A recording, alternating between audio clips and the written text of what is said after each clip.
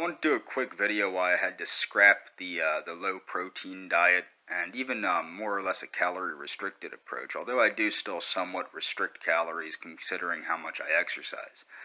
The reason I had to stop the low protein approach that I had been pursuing, and I did make a previous video about this, but I wanted to expand on that idea, is I really felt like crap all the time on a low protein diet.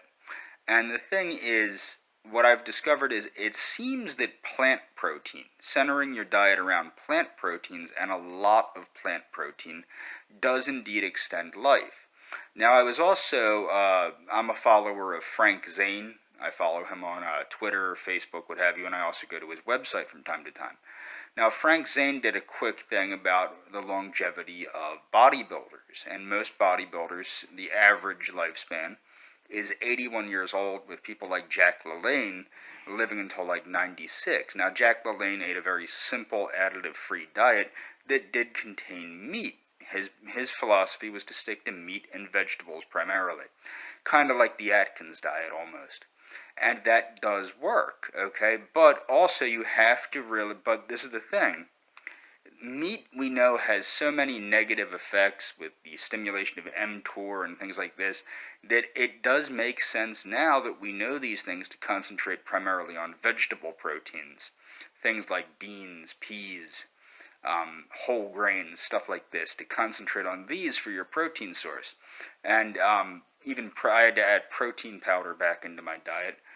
So I take a pea protein because a pea protein seems to be the least loaded with heavy metals and things of that nature.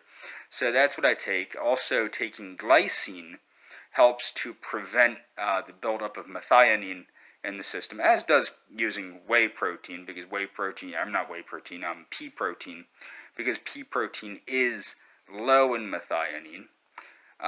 Whereas whey protein, this is where the whey protein comes in, whey protein, being an animal-based protein, is higher in methionine and can cause a premature aging process.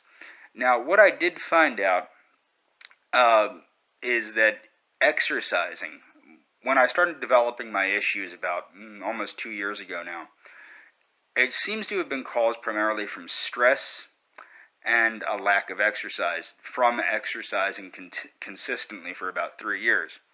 So when I stopped exercising, my health went downhill quickly. And this is because in order to optimize health, it does seem that one needs to approach exercise to an ungodly level.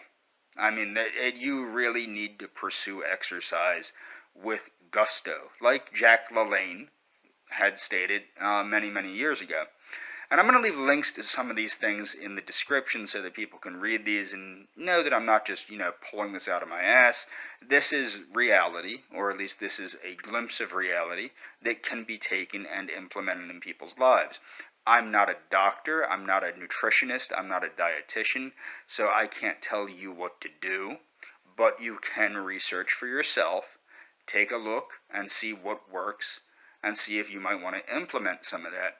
But that's the thing, is I've realized that eating a calorie-restricted diet and a protein-restricted diet was not cutting it, because it limited my ability to get back into exercise to the level that I needed to. So that's why I had to start re-implementing this. But the good news is that the high plant protein diet, and also supplementing with glycine, does seem to extend life also. So it's very important that we consider all of the variables and don't just look at, well, this study says this and that study says that. There is more than one study to consider when one decides to build a lifestyle of longevity. And that's all for this video.